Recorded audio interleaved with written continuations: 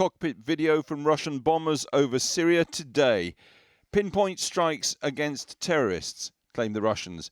As ever in war, such claims should be treated with extreme caution. Russian jets in northwestern Syria. The Syrian Air Force has been using them for years. What's new, though, is Moscow's declaration today that it is now bombing alongside Assad's pilots.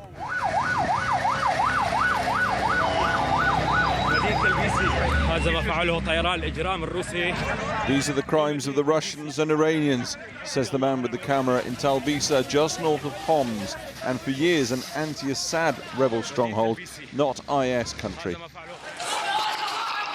Some hours before these scenes in Talbisa, a Russian three-star general had called in at the US embassy in Baghdad to say, "We are bombing Syria in 1 hour." Russia to America: "We are bombing IS targets in Syria. Please stay out of the airspace while we do it." America to Russia: "You're not bombing IS, and we're bombing Aleppo anyway."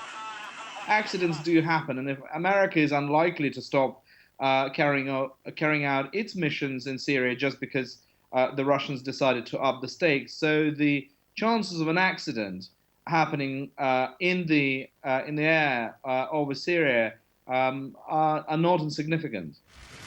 As in Ukraine, Russia moving fast and outflanking America and the West. Monday, New York and that oh-so-frosty handshake. Wednesday, Moscow, and Parliament votes 162-0 to bomb Syria. Why? Because Vladimir Putin needs to move attention. The Ukrainian war stalemated. The Russian economy hit by sanctions because of it. He can't escalate the war without further economic punishment. Cue Syria. He needs a new narrative to explain to his own people what his presidency is about. And what it is about is standing up to America, confronting America, not just in the post-Soviet space, but now globally.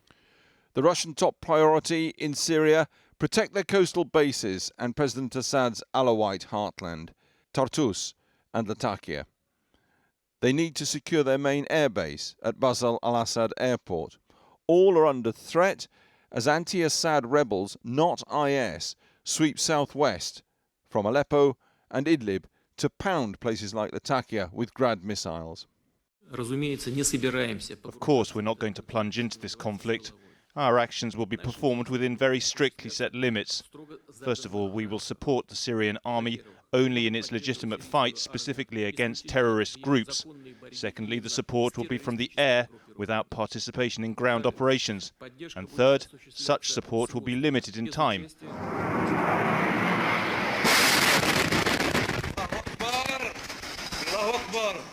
It's unclear who launched this airstrike, but this has been day one of a new dimension to Syria's old war, the day Russia and America got out their kit and added to the bloodshed, with very little trust or cooperation on the ground or in the sky.